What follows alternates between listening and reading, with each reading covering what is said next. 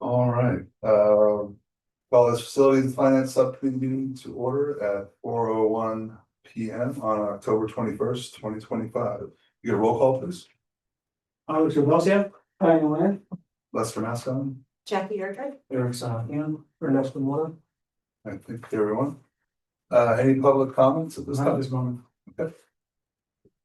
All right, the first order of business is facility project status update. Mr. Kyle and Ms. Lamore. Thank you, Mr. Master. I'm gonna have Mr. Ernesto Mora present a bit more about the facilities update. Okay, so this is for the actual proposal for the VHS signage that we're trying to put down there at Baptist High School. We'll pass these along.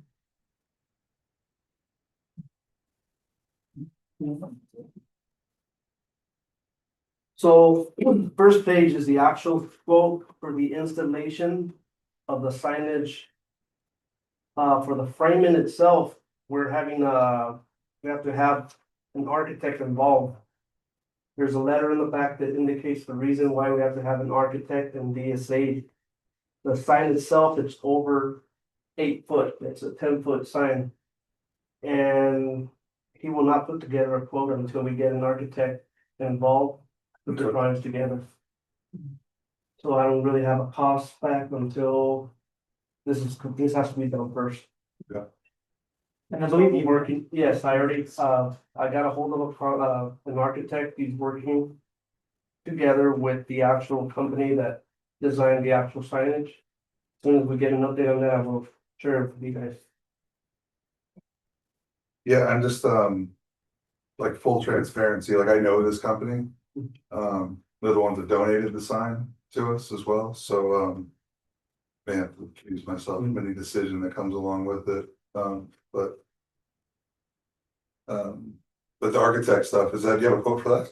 Not yet, they're working on it right now. Okay, Yeah, they've been working on it for over a week. okay, I got an email yesterday, they're still asking me questions. They're working on it, as soon as we get it, we'll definitely present it to you guys. okay. So I guess the idea would be to put it just slightly down that hill, just a little bit, Yes. so that it's not up 10 feet above the grade, Yep. finished grade above it, and it's sitting down. Yep, so right now they're even looking to it, because the problem is that sign itself, it's 10 foot high, and it's supposed to be under 8 foot altogether. I think the code says below adjacent grade, so that would be the grade. If it's on the hill, then the adjacent grade would be behind it, Mhm. so that should be. They're gonna- Yeah, we'll definitely try and keep it under that, but so far those are the findings that they gave us.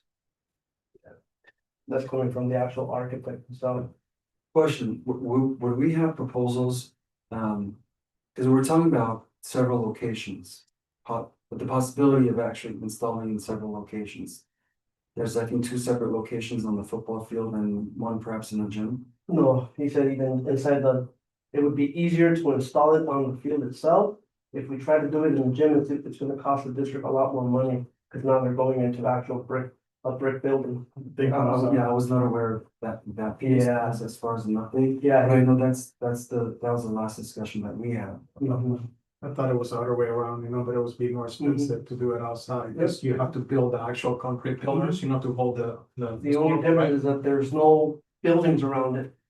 There's no classrooms, there's nothing, it's just on the open. Good to know. Yeah. But would they be able to provide the proposals though, in terms of, what the cost factor might be indoors, outdoors? I guess that's what I'm. Yeah, I could definitely ask him to put something together for indoors as well. Yeah, that's not a problem. So that we could- I'll talk to him and tell him that we need 2 quotes, one for outdoors and one for indoors. The original plan was to put it in place of the current baseball scoreboard that was out there. But then they went and moved forward with the upgrade to that sign, so That's Mhm. refurbished, like. yeah. So now it's like, okay, do we put it in the gym or do we put it outside? Exactly. Field? I think the thought was too, that if it's out there at the field, then now it becomes usable for even like graduation and stuff, like you're calling people's names, they can, Sure. it's like, it's not our television, so they'll Yeah. be able to put their pictures up on the screen and all that sort of. I'll get a hold of John and tell him to give us a second input as well. And I think because of the weight, and the height and everything. It will, like you said, it will require department head architects for review and approval, and then we have to cut, and the cost associated, we have to go for a formal bidding and for a design bid bill, and then selecting contractors or subcontractors to build whether the frame to hold the display, and then having an inspector of record outfit as well. Look, and the decision might end up being that this is all gonna cost too much and we'll give it back. It'll always be something that we've ended up deciding on as well, if it gets too expensive. Once we get the actual numbers, we'll have an idea how much project's gonna cost between both sides, either the gym or the field. We'll just, well, yeah, I mean, we'll make an educated decision, you know, how to proceed. Once they have all the things. Absolutely. Any other projects for update or? Basically, not anything since the last time. We're still working on getting the roofs over at High Desert. The project for Vasquez High School, we're waiting for the shade structures to arrive so we can start doing it during winter break. So those are the only two things that we have on the Can summer. they start on the groundwork now or do We'd rather not do it during school because that's gonna be noisy. We Okay. didn't want to distract the students, basically. We want to do it during the break when there's nobody here. Cause there'll be jackhammering and everything and the trucks coming in and out. It'll be noisy. they? Okay. Yeah, I think it's better to get it done during the break when there's no kids around. Good. All right, thank you. You're welcome. Next item, lease agreement cost analysis. Mr. Tywin.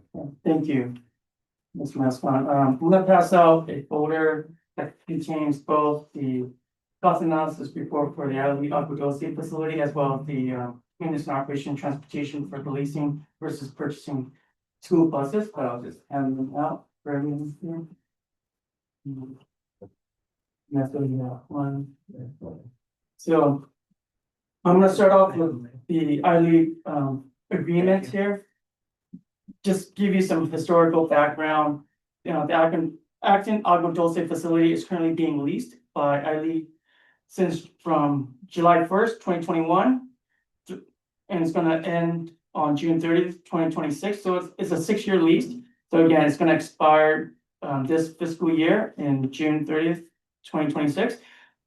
The Acton-Agua Dulce facility sits on a 0.87 acre and it has 24,530 square feet of instructional and administrative space. This includes 13 classrooms, 1 library, 1 multipurpose room, 1 field quad area, as well as 1 administrative office. ILE has about 300. Really quickly, when, that's more than an 0.87 acres up there, that's like 3, 4. When we did the, We went on the actual.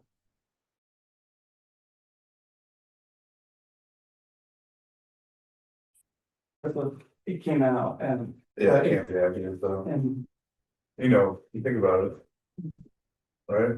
There's no way that the bottom parking lot's got a baseball field down there. That takes more than an acre to do a baseball field. yeah, A lot down there in the parking lot area, that's gotta be. so in the appendix C, this is the picture of. Yeah, I would just take a look. I don't know. That may not be accurate what you did there. It's finally thought it's a. Mhm. Get a second. Think of how long it takes you to drive by it, like up the street, it's So that's a very good point. We'll take a look at this and find out what is the true square footage of the whole facility itself, how much acre it is really is. We'll get back to you that. I'll pass this on to. that's it. Yes. Okay. So. But they do have 13 classrooms, 1 library, 1 multipurpose room, 1 field quad area, and 1 administrative office. The total contains 24,530 square feet for instructional and administrative space. It also has, just to give you perspective, they have about 341 students ranging from grades TK through 12th grade. The purpose of this lease is to provide educational programs to students that attend Acton-Agua Dulce. The district performed an analysis.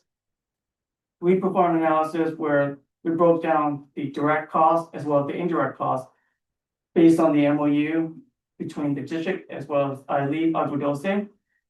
On the MOU, it states that will have their own personnel to manage and maintain the Agua Dulce facilities where they will have their own custodial and ground crew. Is responsible for good housekeeping, such as paying for the electricity, gas, and water. Agua Dulce is also responsible for routine and preventive maintenance. Later on, Ernesto's going to elaborate a little bit more, take a deeper dive into some of the status and repairs of the Agua Dulce facility. And they're also responsible for their own technology solution. Okay. The district received about, for leasing the facilities, we received about $345,379.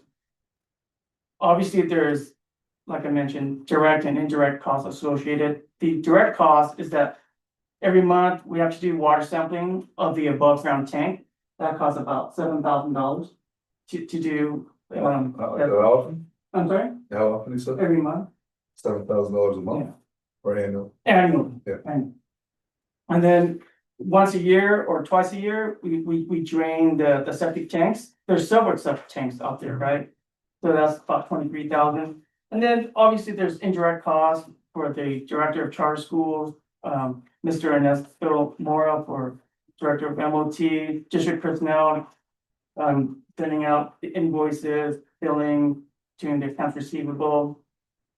And then we have California School Financial Services that oversees and manage, reviews the interim reports, the unaction reports, to making sure that they're in compliance and making sure they're fiscally solvent.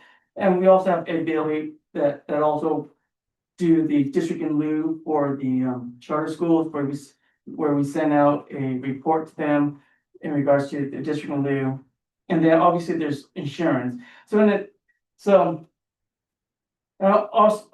we also have to look at depreciation of equipment. We need to start looking at that. We need to start setting aside about $20,000 to address any unknown issues that may occur in regards to the above ground tanks, the water pump, the septic tanks, and any possible shared costs between the district and Acton-Agua Dulce. And a good example, Mr. Mora met with the facilities crew at Acton-Agua Dulce in regards to the roof replacement. There could be a possibility that we may have to share the expenditure in terms of replacing the roof or repairing the roof.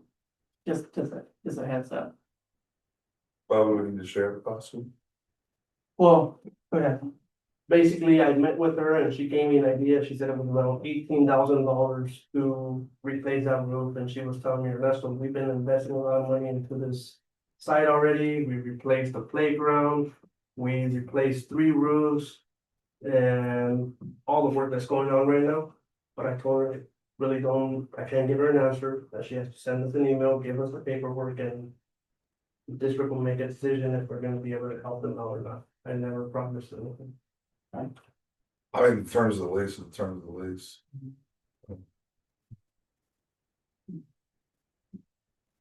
Yeah, And 18,000 is really not a lot. It's not like we're talking about a huge number there. Lease terms are lease terms, so. yeah, so, but that's just, something to think about. Our findings and recommendation, again, I'm gonna reiterate what I mentioned earlier. Acton is responsible for having their own custodian, grounds, and maintenance crew. They're responsible to maintain that Agua Dulce facility site. The district is responsible to maintain the above ground tank, the water pump, and the septic tanks. That is based on the MOU. There's a possibility, again, and that we may have to share the cost, but again, so like what you mentioned is, Mr. Mescon, the MOUs, whatever the MOU states, and that's what we should, follow along. So, I appreciate the work here. These numbers look estimated because Yeah. they're very round, but we have years of data since 2021 to support actual real data on this. Is there a reason we didn't use real numbers and we estimated? Well, in regards to the administrative oversight fee, I understand the allocations that we're doing, but when it comes to like when we say that our repairs and maintenance were 30,000, oh yeah, those are actual. Like, it landed right at 30,000 or? I mean, when I pulled the financial report of the general ledger for 24-25, that is how much we spent. Yep. Yes, I can show you that. Yeah, it's 30,000 exactly, Yeah. so it looks very estimated. Right, Okay, it's close, yes. okay. So, but you could pull the actuals. Right? Yes, sir. And then, so recommendation is that the current lease rate is above the cost of the expenditures. The district should, again, our recommendation is the district should place $20,000 aside each year just to address any unexpected issues that may arise regarding the above ground tank, the water pump, the septic tank, and any possible shared responsibility. Yeah, I think the ask is, like, what is the standard lease rate for such a property and building that we should be charging?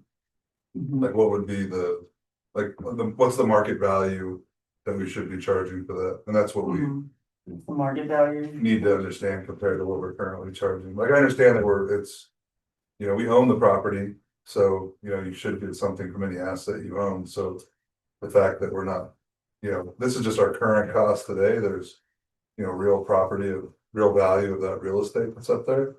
As long as we own it as a school district, then I think it's, we need to charge market value for it. Is what my opinion on that anyway, unless somebody else disagrees, but we should charge market value. And look, if that number is higher or lower than what we're currently charging, then so be it. But I think we have a responsibility to charge market value for it. And then we could get the market value estimates, especially at the time of, renegotiating the contract. Yeah. And make that as a presentation. Yeah, and look at if we want them to do some substantial repairs to it as part of the lease agreement, then we can always negotiate something like that as well in lieu of or something. If there's a lot of options doing that, but I'm sure you guys will come up with something related to it. But we should charge market value. How long of the lease are we looking to do? Another 5 years? I don't know if I have the right answer for that. That's what we did last time, so Right. I think whatever would be customary Okay, because on that. my thought is when the new housing tract is completed, I don't know how long that's gonna take. And if we need additional classrooms, is there something in the lease itself that allows us to give them enough notice? And we take it back? That would be my question. Yeah, we should probably have a good understanding of when we think people are gonna be moving into those houses up there too, because it would be the right time to consider having that property back. That's a good point. And these questions and these comments, we could take it back to Eric Stevens, our attorney for charter services. Because he works with multiple charters and LEAs, and we could go ahead and provide the questions and comments and get guidance. We could bring that up. Very good point. Thank you. I mean, I think when the original lease was offered, it was always with the hope that we would need that property back. Right. Like that would be the best case scenarios that we need it back for going through and sort of, so. Agree. And I don't know what their intention is, because if it was me, I'd be trying to talk about this lease already. Halfway, almost halfway through the school year, and they haven't brought it up yet, so I don't know if they even plan on staying. Good point. Anyone has any other questions? I'm more than happy to answer. No. I have a question, but it may not be one we can answer. I know that when we closed this school site, because it closed, it then fell under new DSA guidelines and you had to like retrofit and do things and bring them up to code different than if it stayed open. Like if something stays open, you're kind of grandfathered in, but then when it closes, like to reopen it. So I know it's been an advantage having Agua Dulce, but let's say Eileen leaves and we're not quite ready to inhabit it. Is there going to be any concern or problem if we close the school site, actually close it and then try to reopen it? Are there going to be retrofitting or things that we have to do to reopen it? Good question. Great comment. So, Based on what I've seen in the past, if the school site is already been grandfathered in because of the age of the campus, we don't have to, because it's prior to DSA, we don't have to make it to be in compliant because it's prior. But if we were to say, you're gonna say, do a modernization project that requires DSA, then the inspector of records may come out and say that we have to do 10% of the overall cost of the existing of the new project. And we have to make the restroom to be in compliant.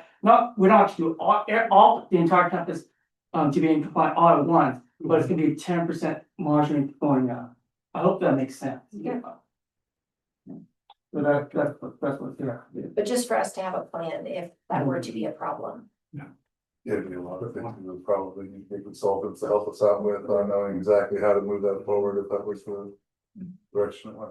As long as you don't do any, you could beautification, but as far as don't do anything with structural. Not building new buildings. and- Basically, once you start doing it. Yeah. Too much of it. Some of those buildings are probably. Yeah.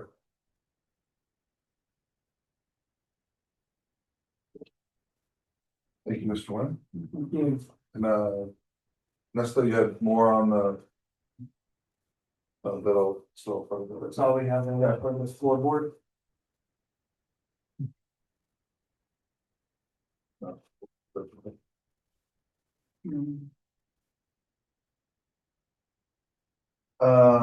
Next is ILE facilities assessments.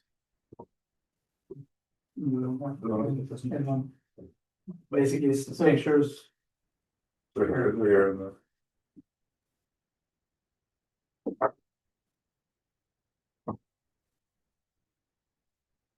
We the ones we went through already, or is this different? So it's the last page of the packet, the prescription status. Okay, Basically, I went to iLead and I walked the site. And basically the ones in red are the items that they started taking care of. They, the restrooms and the drinking fountains were replaced on the bungalows and also inside. You can see the plumbing that they replaced, picture of the bubblers that are brand new. that's, The ramps got painted. Outside the building, they started removing the wood that was damaged. They replaced the whole fence that got ran over by a vehicle or Okay. something happened there. But they were doing quite a bit of work. Good. And during the break, they're gonna schedule the work to replace the whole side of the multi-purpose room, good. the wood panels. They should probably move the sprinklers as well. Yes, I did tell them to make sure they remove those sprinklers, because that's what's happening. They're doing a full circle. Yeah. And they're hitting the building and that's causing the damage on it. But I'm gonna be checking weekly on the status of those items to make sure they're being completed. Excellent. Sounds like it was time well spent then. Yes. You already went through the scoreboard installation proposals. Yes. Then we have the leasing bus cost analysis. I'll have Mr. Morris speak a little bit more about the leasing versus purchasing at the school bus. So this report provides a competitive cost analysis of leasing versus purchasing for the Acton-Agua School District. The purpose of this analysis is to evaluate which option provides the most cost effective and operational efficient means maintaining the district transportation fleet while ensuring the safety, reliability, and physical responsibility. Total cost over 5 years for leasing 4 76 passenger and 2 25 passenger school buses would be $1,842,290. If we go with the purchasing for 5 years, it would be the same amount of buses, 4 large ones and 2 small ones. It would be $1,845,849. With a net fiscal difference of $3,559 on savings over 5 years. Each leased vehicle limits 20,000 miles per year. Both leasing and purchasing options include bumper to bumper engine and transmission warranty up to 5 years or 100,000 miles. The initials of this 6 new buses will have significant impact on the general funds, would be only a one-time expenditure. Leasing may be present good for short-term option or cash flow flexibility, but purchase offers stronger long-term financial position for the district. What was the residual left in value after the 100,000 miles on the buses in the leasing term? Did you have the dollar buy it at the end, or did you have residuals left in the buses? We have an option for the lease of, when we spoke with the vendor, after the lease is expired after 5 years, there's a value of the school buses. We have an option of purchasing the school bus. It could be ranging from 90,000 to 100,000 to 120,000. That's what the, Yeah, but if you have a number there, then you've got an actual value that was supposed to be left. Like- right, so yes, so the original cost of these buses, for a 25 passenger bus, for each bus, it's $120,626. For the 4 76 passenger bus, one bus would be $214,524. But if you're looking for a net present value in regards to the, after, with a 3% inflation, after you lease the school bus, it's gonna come out, let's just say, the district will pay $225,958 for the next 5 years. Because of inflation and everything, there's a formula, right? What you're gonna do is you're gonna put the first year is $225,958 divided by 1.033% is the inflation value, and then the power of 1, 2, and 3 is 1 year for the first year, second year is power 2, the third year, etc. So in essence, you bring it down, it's gonna go down by 3% every single year, and the fifth year would be 0.86. So in the I end, think you forgot to carry the one. 1.03. I'm being technical, right? Well, listen, so, Like- the idea with a leasing analysis or cost analysis comparison is you wanna take your total cost of ownership for owning a bus, just in general, right? Like, we own a bus, what's our total cost of ownership over whatever period of time you lease it for, so 5 years, say 5 years, good number. So total cost of ownership is gonna be everything, right? That's gonna be like maintenance, anything, tires, everything you're putting on, here's a total cost of ownership for owning it. Mhm. Versus here's our total cost of ownership if we never own a bus again. Mhm. If we only ever return them every 5 years or however term we wanna do, right? So we put ourselves into a cycle of, here's what it looks like when we own buses. And we're keeping them for 74 years Mhm. or whatever long we kept the last one. How old are they now? Wait, 45 years In old the 90s. from the 90s, so we kept them for 35 years. When we start thinking of a total cost of ownership, let's look at okay, what if we don't own buses anymore? Like, we just don't own them anymore. And then we just lease them only. Like what most businesses do is they lease their vehicles, return them every 100,000 miles, and they just have the same flat lease payment. Kind of forever and ever. They're just always paying a monthly fee for the lease of their buses. They're always under warranty. Mhm. They have maintenance packages included in it, and you just have this flat number that you're going with. So, yes, our net is in the report. okay, Yes, so and that's what's gonna continue Alright. with the report, or I can do a quick summary. because what this looks like is you're doing a net of a zero. We're saying the buses are they're not getting returned after 5 years. We're paying $1 buyout. That's what this looks like.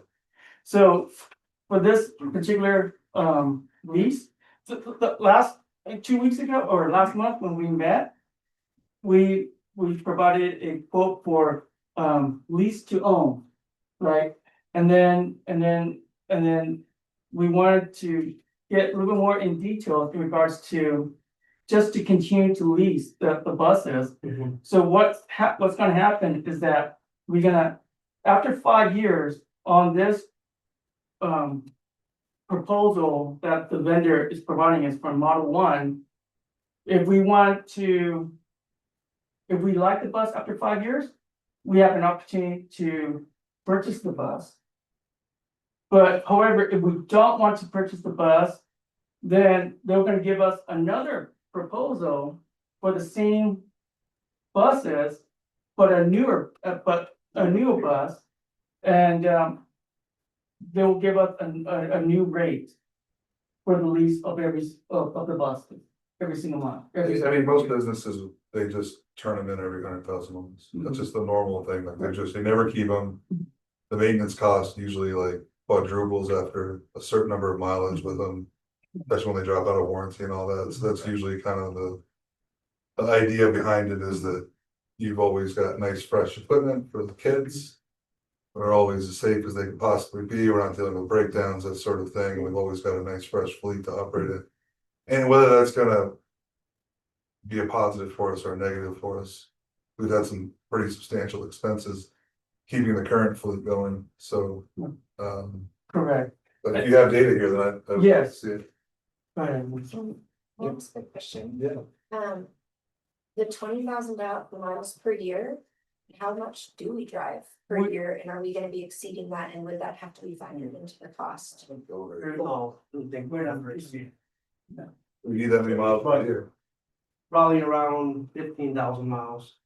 That would bring the cost That's down. what the mechanics, yeah, the mechanic, that question. If it wasn't a zero, if it wasn't $1 buyout, if it had residual value, that would cost down $12 for the fighters. We just drive over around town and a couple of the buses go out and do the football game. I know we do field trips and things like that with the buses, so I was just curious, like, The it's normal easy for part- me as a parent driving Yeah. around. And I only drive around Acton, dropping all my kids off, and I'm at 10,000 plus. Just driving around Acton myself, and I don't do a full route every single day, multiple times a day, so I was just curious. Sure you have mileage logs for the vehicles, right? Yes, we keep mileage every day. The bus drivers turn in their mileage on the, There should be an easy number. that's part of the CHP. Part inspections. Should be an easy number to get. Thank you, sorry. I was- Welcome. All right. Careful, you're gonna get placed on. Carl, sorry, that's on. That's a good call. Someone. All right, so cost comparison, are we gonna go through this? Cost comparison, I mean, so the lease option for 4 76 passenger buses and 2 25 school bus passengers. The annual cost would be $368,458. For 5 years, it would be $1,842,290.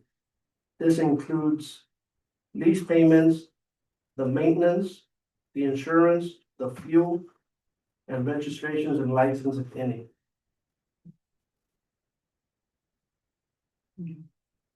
Right, so and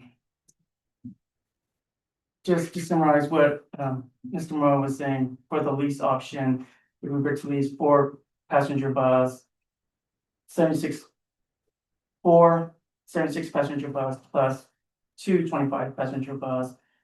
Obviously, the initial investment would not be as impactful to the general fund. Obviously, and the positive thing as well for leasing is that we know what's gonna be the fixed cost every single year, because we're gonna be paying $225,958 to lease the bus for the next 5 years, for every year. What option B is telling us is that it's gonna hurt our district fund balance, because we have to come up with the initial $1.15 million. And obviously, for the first 5 years, we don't anticipate having a lot of breakdown, wear and tear on the buses. But obviously, you're gonna have to do the oil change, the air filters, transmission fluid, et cetera, and then the time for the mechanics for his or her hours to work on, and obviously we got the insurance, depreciation value, so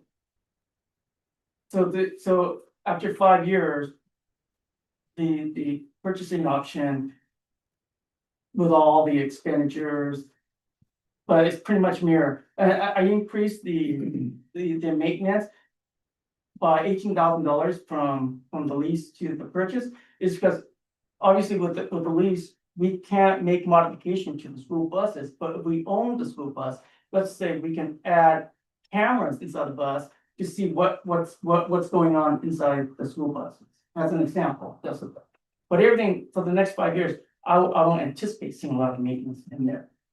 So, go ahead, Vanessa. Basically, everything's included on it, preventive maintenance, roadside assistance, replacement of buses. And options, basically, we still have the option of purchase if we wanted to. Over the end of the term.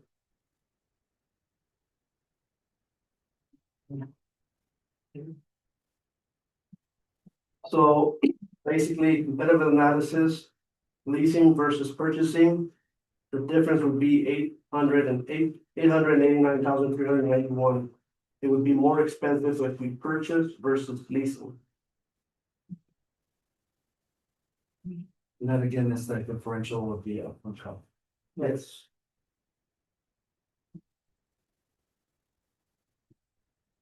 So the advantages of leasing. Basically. Predictable outcoming expenditure, low cash input. After 5 years, you renew a new bus and keep driving new buses. The advantages of purchasing, one-time cost, ownership of the school bus, with the proper maintenance of the school bus, it will last up to 20 years or plus. No contractual limitations or vehicle use. Potential risk, leasing termination penalties or restrictive clause. The budget, strain the large upfront purchase cost, changing the technology may refer on older school buses or obsolete. The physical impact of the summary over the 5 years analysis period, the total project cost of the leasing would be $1,842,290 compared to $1,845,849 for purchasing. The district would save $3,559 by selecting the leasing option. Recommendation based on current cost position would be nearly equivalent for the first 5 years. However, purchasing is the bus provides the long-term savings of the district as vehicles have useful life of 20 to 25 years, retaining resale value. Therefore, it is recommended that the district select purchasing as preferred option for fleet replacement as the 2020-25 and 26 school year. Thank you. Sorry, just to go back to Mr. Mesco's comment of, total cost of ownership. We need to have, we can perhaps even, bring this back to decipher, because that may change the recommendation as well. So we could kind of break that down in terms of the long-term total cost of purchase and bring that back and see if it, if it alters the recommendation. Sure. Just to do it. And I think Dig a little bit deeper, if you're gonna do a TCO on it, then, and you're assuming that we're keeping the buses after 5 years, then that buyout price is gonna need to be included in the lease option if you're planning on buying after 5 years. I wouldn't recommend we do. I think you turn them in every 5 years, but we may decide that that's not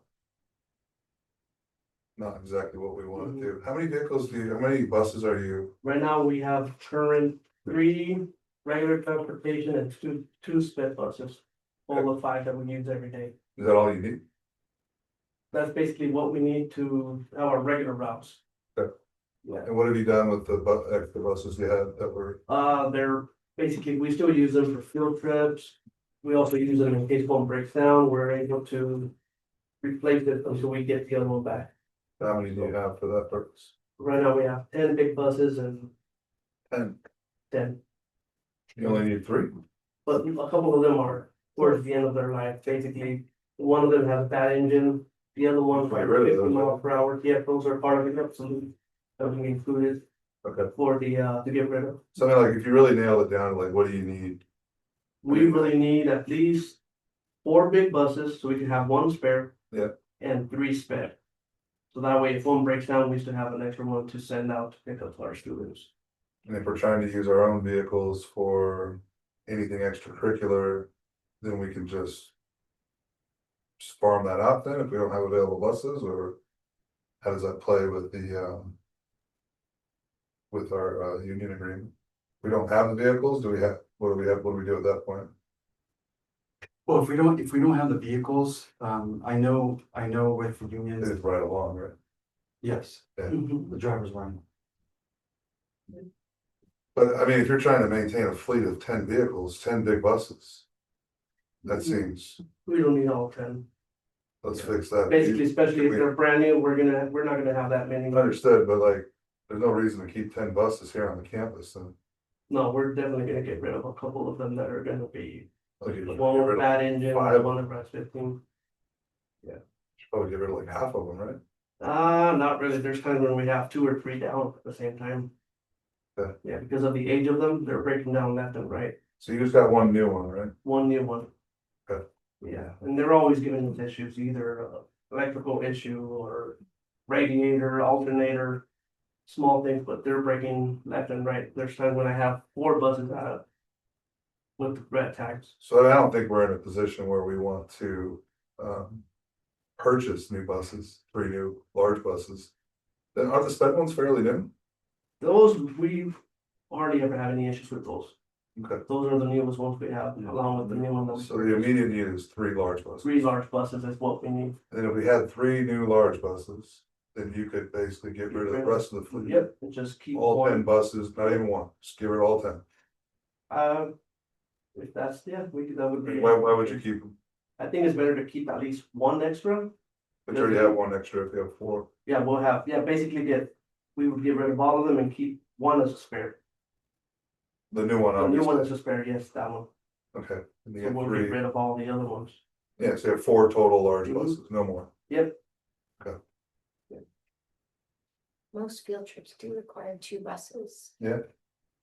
So Is there one of the Just other 2 10? set, you know what I mean, Yeah. like I would do 5, just because most field Just to trips have an are extra 2 one. buses, and if we're doing. That's another charters thing, for because field if there's a trips, lot. sped, if there's an actual driver that drives a sped bus, they gotta leave the sped bus behind and grab one of the large buses. Yeah, I'm just curious if the best option is just to go ahead and charter one of those field trips instead of maintaining a bus. This is what we gotta figure out, right? Like, what's our best option financially to move forward? Certainly keeping a fleet of 10 buses out there plus sped buses is probably not a good idea under any circumstance.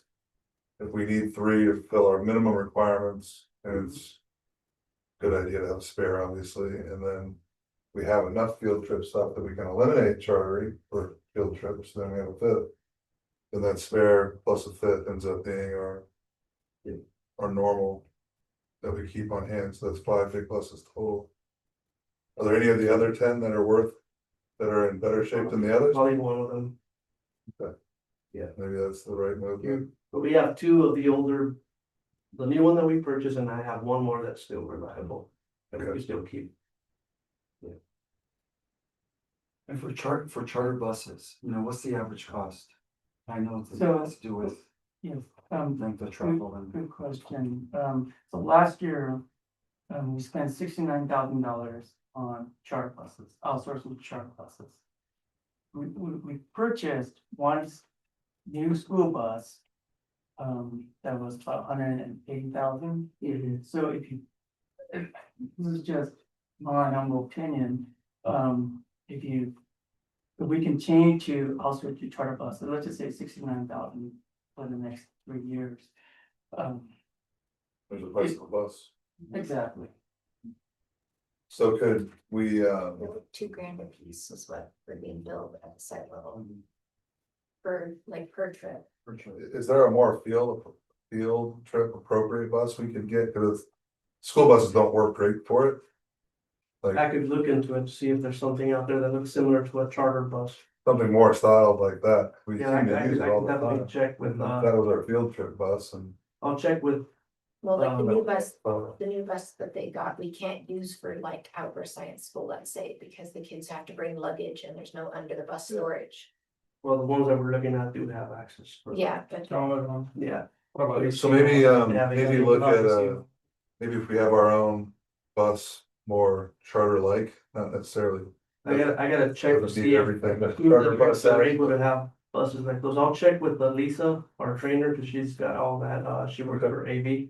I'll have her. Yeah, Palmdale, she works for AV. So I'll look into it and then I'll definitely, We clearly have a need, right? I see the emails that come from as a parent on the bus routes about how often we're combining routes for vehicle issues or.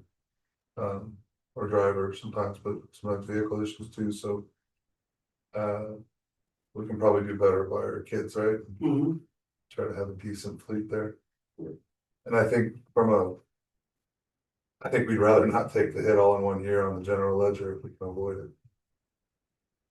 At least that's my opinion.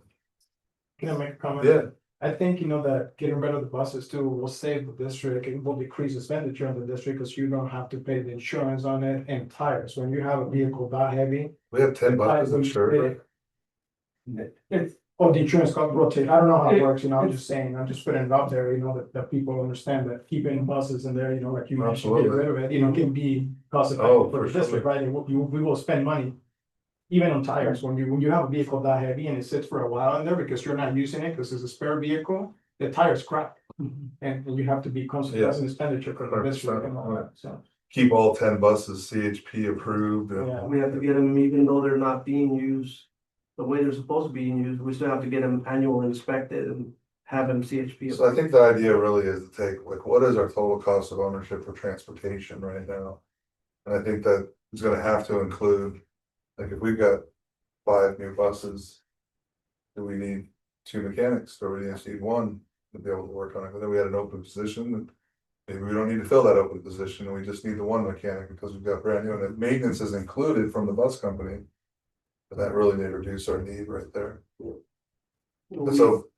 That's when we talk about total cost of ownership, we really. We can't do it on a per bus level, we're gonna have to do it for the transportation for the whole department, so if we can. Get rid of the 10, 30-year-old buses we have, except for the 1 new one. Like, how does that work for us? Are you insuring all 10 of them? Well, it's a pool, right? It's part of the, Keenan Associates pool. You don't have to get too much detail on it, but are we paying an appropriate amount for 10 buses or an appropriate amount for the buses we're using? For the 10 buses, I mean, it's Okay. part of the, Sounds like there's some cost savings there that we had just on insurance alone then. And if you're CHP, getting those things CHP approved every single year, all 10 of them, Mhm. yeah, it sounds like there's a ton of opportunity here. And we could turn around and offer a better service to the kids. We could, as part of the cost analysis, we could even take a look at. Let's say it's a bundle, right? The 5 buses hypothetically instead of the 10, see what the cost savings is there as well. thank you. Thank you. We don't have to be in a hurry on this one. Let's take our time and do it and put this stuff together and. Do what we can to try to figure it out more from that perspective and think about it overall, like what needs to. What we can do overall. We can help with our costs, which sounds like there's a ton of opportunity there to do that. Especially if we roll in the charter costs that we're doing, get a more charter appropriate bus.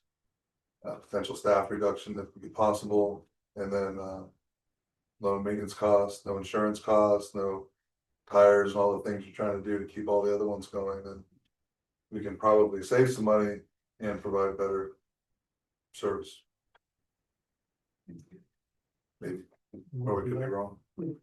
I got a feeling, maybe I could be wrong, like if I have an old car right now and I turn it in for a newer car, then my insurance is gonna go up because it's the value of it. I would actually suspect that it's the other way around because, you're gonna have. They bought a brand new car. Insurance levels is every 5 years, so every 5 years that is older, they said it's the cost to repair and replace. And because current vehicles are easier to find repair and replacement parts, they're less likely to total it, and so. We traded in a 07 Pilot and got a 2025 Pilot, and I paid less for the 2025 Pilot than I was paying for my 07 Pilot, and I was like. It didn't make sense to me, but that's how they explained it. Well, it's also the safety features and stuff that come with it as well, that Yeah. prevent a lot of that stuff. All right. So more to come on leasing. It was actually less. Yeah, good to know. I drive my cars until they're. Yeah. Same with your buses. All right, future meeting agenda items, so. A couple things we wanna put on the agenda, one is, bond. And see if we can get somebody to give us a presentation on what that could look like. You know, we'll go ahead and, confirm someone who, works with LEAs and school districts and talk about an overview. The timeline, in terms of a proposal for a bond measure as well as, the community input and everything that entails. So we'll work on that for, I think. Then obviously the November meeting, because we have only one board meeting in November, I believe that's November 13th.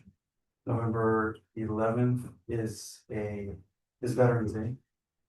So I'm not sure if folks are available, throwing out a date, November 10th. So then we can get that in there for the November 13th, board report update. Yeah, good. We'll possibly talk with the people,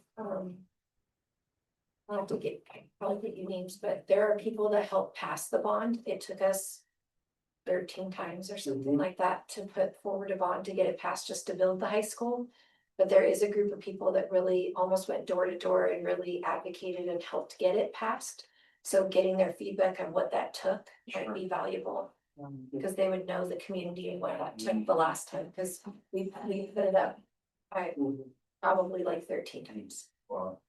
Yeah, if you have that list, of course, I have to check in with, In town council would probably be the best start, but I will check. I have some connections with people that helped back then. Cause it was a big undertaking and it always is, yes. but out here it was exceptionally difficult and we had all of our kids, they were in trailers in the high school and we're like, how can you not see that that's not awesome? And they need a real high school to attend and it still took. So if there's tips and tricks that they have for what finally like pushed people to vote yes, we might want to start there. I think we wanna start with, and that's certainly somewhere we'll get to as well. Yeah. And certainly, I think the next idea was, are we too late for the next cycle in next November? When do you get there though? We gotta first figure out if we have enough time between now and next November. To try to get it done. And then, from there, it will be feedback and then thinking on all those things, to try to see if it's gonna be an exercise again. Yeah. It was a feat, like it was really. I think we're at a point though where we see our expenses just continuing to eat into our surplus. Yeah. And everything's getting more expensive, so if we wanna move forward in any significant way, it's gonna require that to be able to. Absolutely, move forward. The biggest thing I think that has changed is the community support for the students. Back then, there was not a lot of trust or support or belief in. And I think we've shifted that significantly in the last 5 years, and so I think that will go in our favor. That was a huge challenge, was they didn't trust that the money would go to what the bond was supposed to pay for. Shows volunteering to. Right? Yeah. That's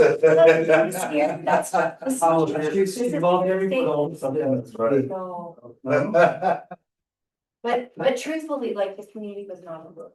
We didn't actually end the meeting. We just. No. stopped. All right, the other future agenda items we want, sounds like we got the other one, but. Yes, I think that'll take up some time for the Yeah. November 10th date.